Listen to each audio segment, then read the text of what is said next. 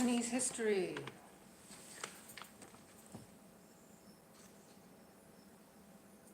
Tongsa is here.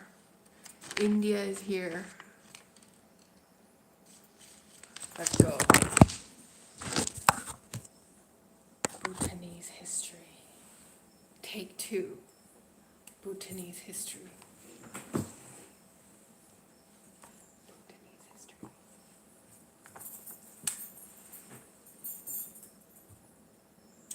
In early 1842, the British sent Dr. Campbell, the superintendent of Darjeeling, to investigate the situation and barred Durga Dev from entering Bhutanese territory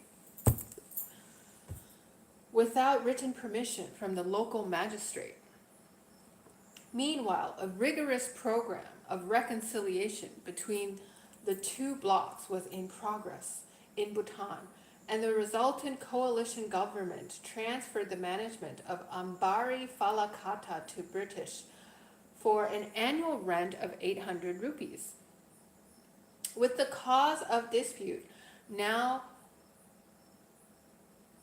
controlled by the British, both Durga Dev and the family of Hargovind Khattam went to live in obscurity under British protection. Troubles along the Bengal duars did not end with the closure of rivalry among local land managers. Most of the border between Bhutan and India was not clearly demarcated, and this led to frequent conflicts between people living along the border regarding ownership.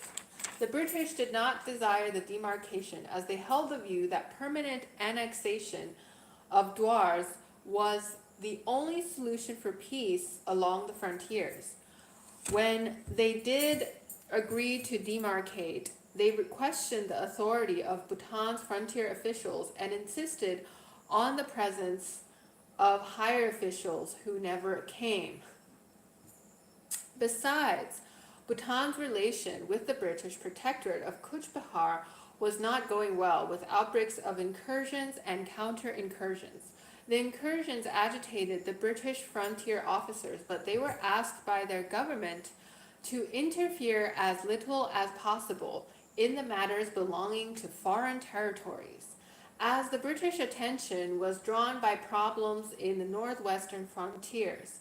If the central authority of Bhutan was too indecisive and weak to be able to take any decisive actions on the outrages, the British central power was focused on the north frontiers to come to any decision. Moreover, there were no mutually accepted formalities between the two countries on culprits who committed certain outrages.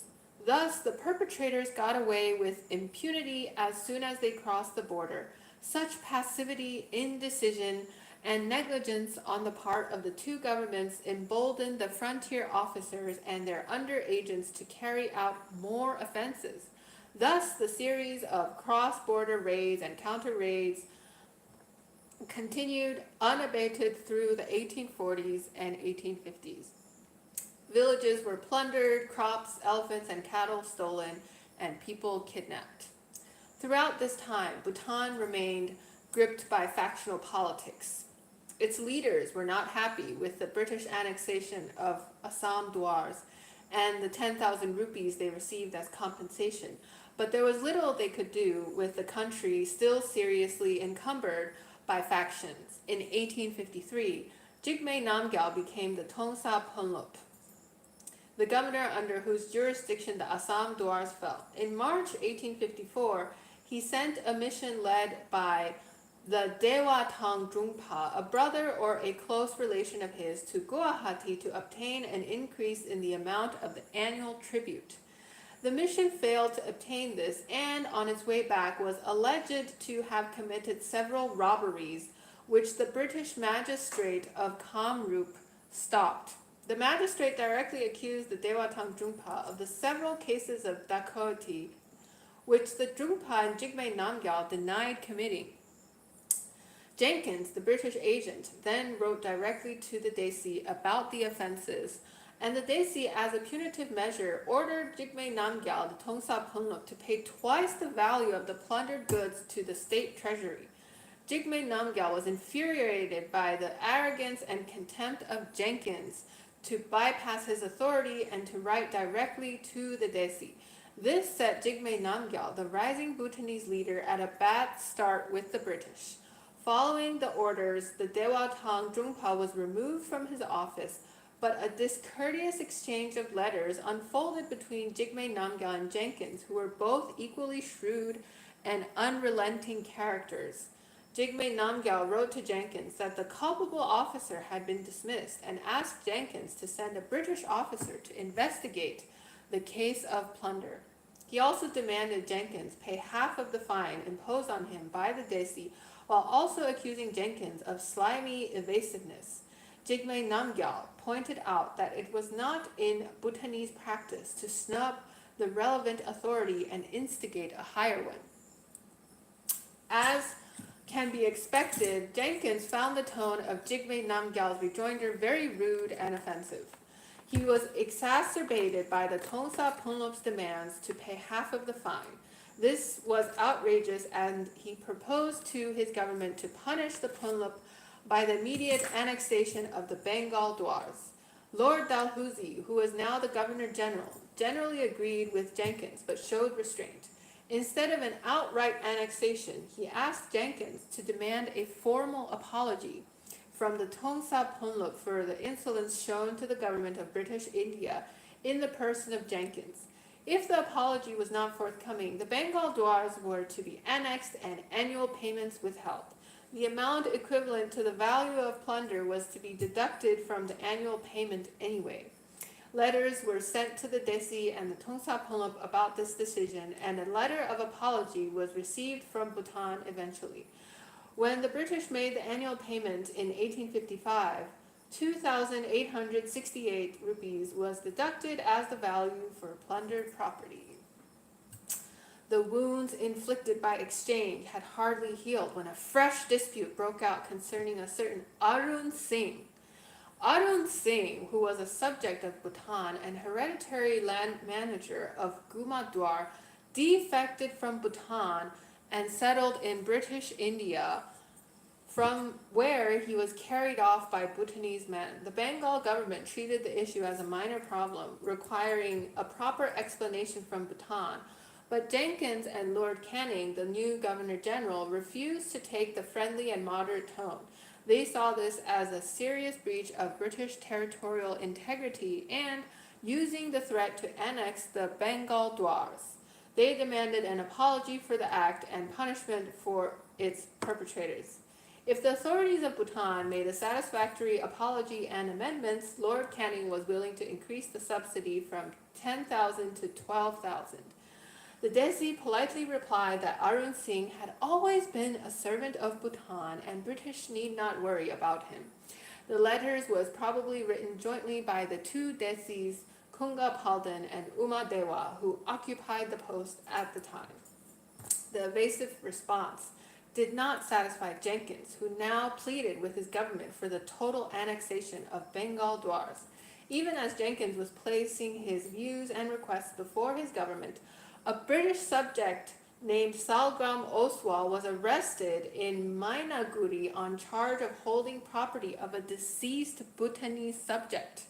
Furthermore, some 50 Bhutanese men entered Cooch Behar and carried away 3 men, 3 women, and their properties. The endless outrages perplexed the British authorities, and they decided to move 2 regiments to the frontier. In early 1857, Sir F. Halliday, the Governor-General Lieutenant, visited the frontier and submitted his impression of the situation, Jenkins then informed 2 Bengali officers. He obtained information from 2 Bengali officers of Bhutan. The Desi, to their knowledge, enjoyed only a nominal rule, and the control over the duars remained clearly divided between Paro and Tongsa officials. Withholding the revenue for the Assam duars under the Tongsa pönlop official, they realized, was not going to solve the problems in Bengal duars, under the jurisdiction of Paro. Besides, they suspected that the authorities in the capital were not fully aware of the misdeeds of frontier officials, and even doubted if the revenue paid by the British reached the central authorities. Thus, it was decided that direct communication with the Desi, Dharma Raja, and the two officials of Paro and Tongsa would have to be resumed to obtain reparations for the outrages. It was decided that the areas of Ambari, Falakata, and Jalpesh would be fully annexed if Bhutan failed to respond. Meanwhile, in February 1857, a new military cantonment was set up in Jalpaiguri, right next to the border. Full hostility with Bhutan was still to be avoided as far as possible, particularly because British India was in the wake of the Indian Mutiny. The government had no troops to spare for the Bhutan frontiers to carry out the threat should Bhutan choose to defy the British requests. The Bhutanese authorities, however, were embroiled in an internecine conflict between Jigme Namgyal and Tsondru Gyaltshen in central Bhutan, and they were perhaps oblivious to the problems posed by the mutiny against the British Indian government. Neither were they fully aware of the magnitude of the problems caused by the frontier officers. In this state of affairs, the cross-border outrages continued without inhibition. Some 30 cases of Bhutanese raids were reported in Cooch Behar alone during 1857 to 58. Outrages were also committed against Bhutan by British subjects. On 31st January 1860, Lord Canning ordered Jenkins to occupy Ambari Falakata, which was to be released only after British demands were met. However, Jenkins went further to claim the occupation as permanent and threatened to seize more territory. In 1861, Nagsi Pasang became the 45th Desi, but there was neither an outcry at the British annexation of Ambari Falakata nor any attempt to end the outrages along the border. Around this time, the relations between Sikkim and British India were also seriously strained, mainly over Darjeeling. This hill station, which had passed to the East Indian Company in 1835, had turned into a thriving safe haven for defectors from Sikkim, Nepal, and Bhutan. This annoyed the Prime Minister of Sikkim and consequently precipitated the British invasion of Sikkim in 1861. Given the hostilities with Sikkim, the British government did not want to antagonize Bhutan any further, lest they might join forces. Thus, the British did not carry out further threats. Their indecision and reluctance to deal with the outrages continued while Bhutan remained engulfed in another spate of internal war, as Darlung Topge rebelled against Desi Nagsi Pasang. By the end of 1861, the government of India, regional government of Bengal, and the new British agent Hopkinson, who replaced Jenkins, all agreed on sending on a fact-finding mission. Hopkinson was convinced that the officers intercepted the communications, influenced opinion in the capitals, and even worse, answered the British letters themselves in the Desi's name. With their mind set on sending a high-level envoy, extreme care was taken to avoid any incidents which Bhutanese authorities could use as an excuse to delay or reject the mission. In 1862, the new Governor-General, Lord Elgin, began to make preparations for the mission, and a native messenger named Mukunda Singh was first sent to relay news about it. Mukunda Singh arrived in Jashi Chozo and received an audience from Desi Nagsi Pasang on 21st September 1862, but the Desi was not keen on receiving the mission, and he sent an elusive letter back to Mukunda Singh. He indicated that a proper inquiry needed to be conducted over the duars, but a mission was not viable as the cold winter was setting in. Moreover, he argued that the frontier outrages was trifling, not worthy to be discussed. The Dharma Raja, Yeshe Nokdup, was only 11 years old, and the Desi must have said this merely as a ploy to avoid the mission. However, he proposed to send officers to the duars soon to discuss the issue, but in reality they were never sent. Lost in their own internal conflicts, the Bhutanese authorities seem to have no clear directions, policies, or strategies to deal with the British.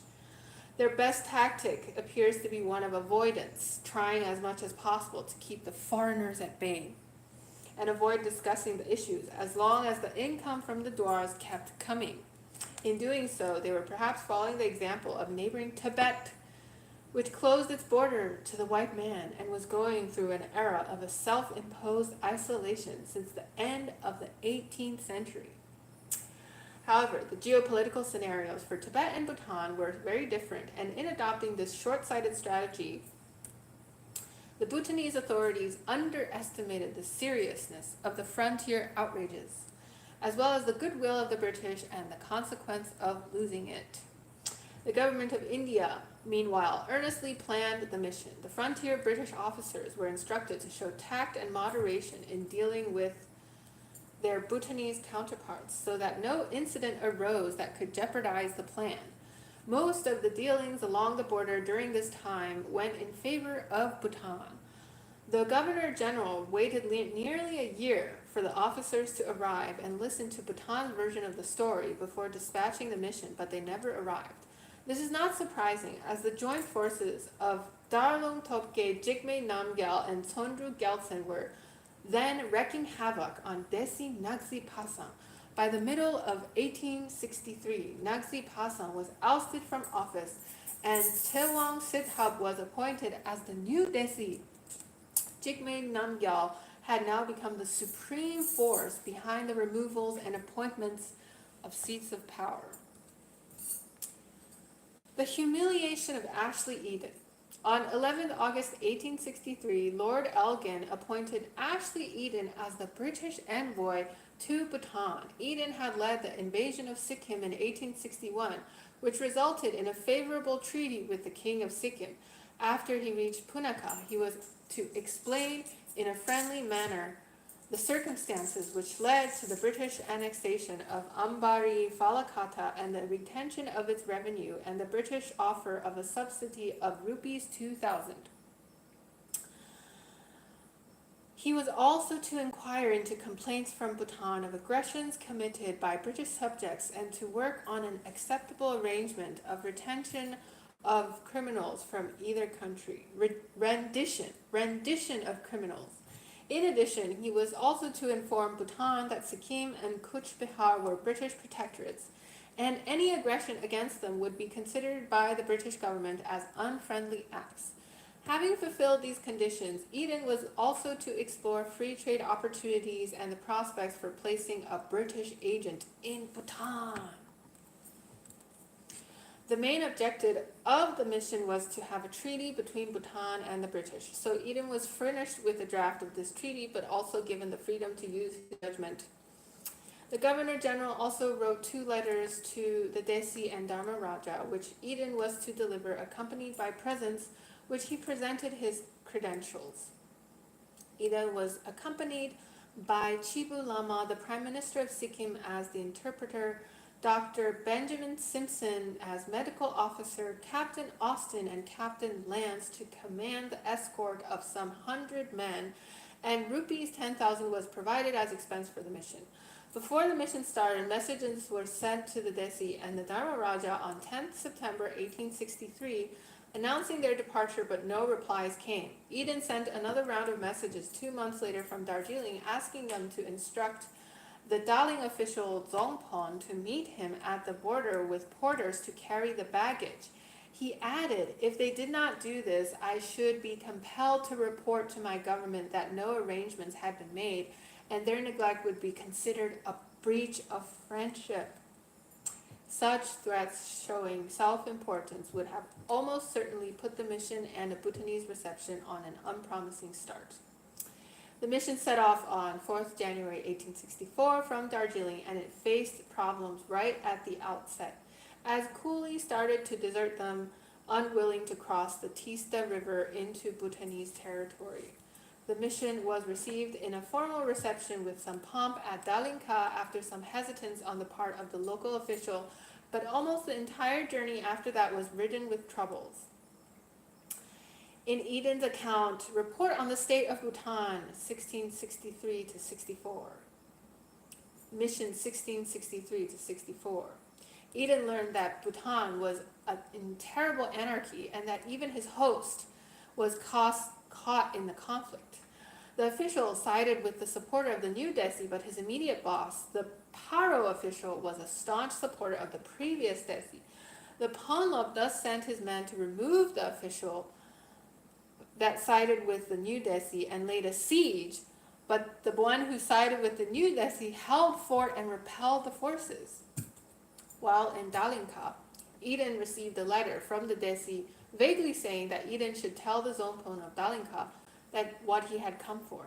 Neither did the Desi spell out a refusal to receive the mission, nor did Eden recognize the deep reluctance of the government to welcome him.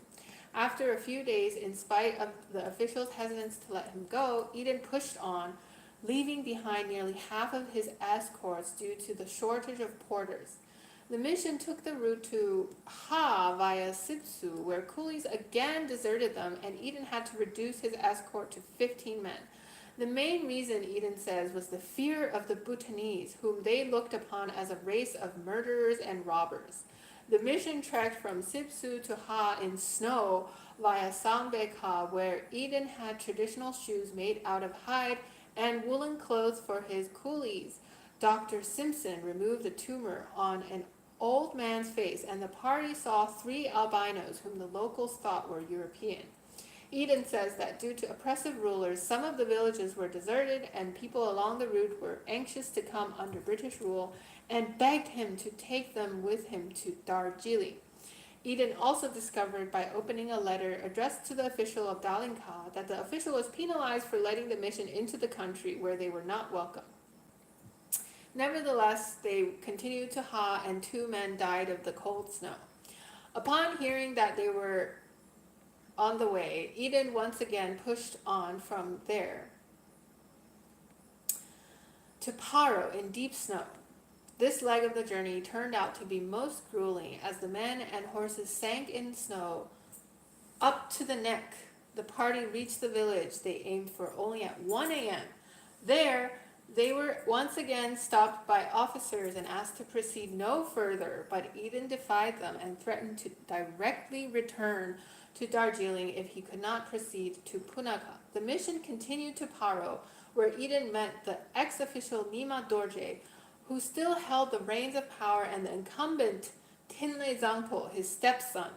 Eden learned from Nima Dorje that the incapacity of the ruling council to reach any decisions without the consent of the Tongsa official, who was the de facto ruler. The Desi and Dharma Raja were mere puppets in his hand. Nima Dorje was not on good terms with the Tongsa pönlop, and thus sympathized with Eden on the indecision of the government. But it was beyond his power to do anything. After 16 days and without any message from the government, the mission set off for Punakha while the Paro Tsechu festival was in progress.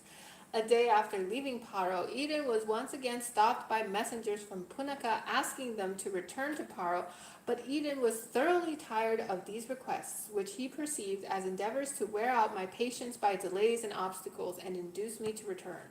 He did not wonder if the Bhutanese would have a genuinely good reason to delay the mission. In fact, the court in Punakha was in disarray and not ready to receive an important envoy.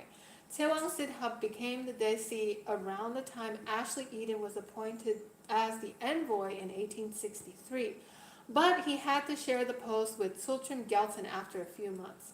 Tsondru Gyaltshen, however, passed away in office, and Tsewang Sidhab also stepped down. The monk administrator Kagyu Wangchuk was then appointed as the Desi just before Eden's arrival in Paro. In light of such instability, it is quite unlikely that the Bhutanese authorities were not ready to receive the mission and earnestly wished to delay it. Eden, however, saw things from his own perspective and expected a reception befitting the great British Empire he represented. In all honesty, he did not even know who the Desi and Dharma Raja, the 2 leading figures, were and what role they played. the mission arrived on 15 March 1864 in Punakha, but there was no sign of a welcome reception. Instead, a messenger arrived to tell them that they could not enter by the main gate, and he showed them the back entrance. No notice was taken of the mission except for the small quantity of poor quality rice sent by the Punakha official. At least that was the case according to Eden's official report submitted on 20th July. However, in a private letter, he wrote that a couple days after his arrival, officers came to meet and greet them. Thus, it was with a pinch of salt that we will have to take the accuracy of his words. 2 days after arrival, the envoy was summoned to meet the State Council, aka the Amla. The envoy and his team were ushered through a disorderly crowd who threw stones and sticks at them. Present at the meeting were Kashar Topke and Jashi, the Tsongpons of Jashi-zo and Punakha respectively, the state chief of protocol, whose name we do not have here. Tsondru Gyaltshen, the Jaka pönlop, who was also the chamberlain to the Desi, and Jigme Namgyal, the Tongsa pönlop, who was also chamberlain to the prince regent. None of the ceremonial formalities preceding an important meeting was observed, and Jigme Namgyal, according to Eden, occupied the main seat and took charge of the proceedings. Jigme Namgyal proposed that Chibu Lama, as an interpreter, visit him daily with Eden's proposal, and Chibu Lama could then inform the mission of the council's response. Thank you guys so much for listening, and hope you guys have a great weekend.